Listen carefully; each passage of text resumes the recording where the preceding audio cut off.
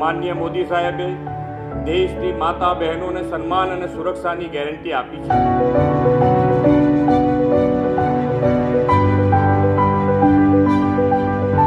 તેમણે દેશભરમાં શૌચાલયોના નિર્માણનું જન અભિયાન ચલાવ્યું.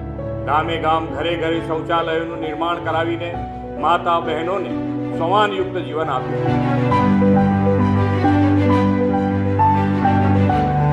ઉજ્જવલા યોજના લાવીને તેમણે બહેનોને મફત ગેસ કનેક્શન અપાવ્યું અને ચૂલાના ધુમાડાથી મુક્તિ અપાવી.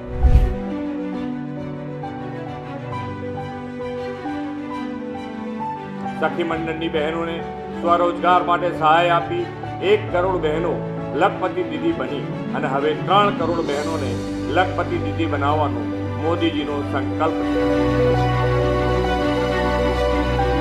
એટલે જ તો દેશના કરોડો માતાઓ બહેનો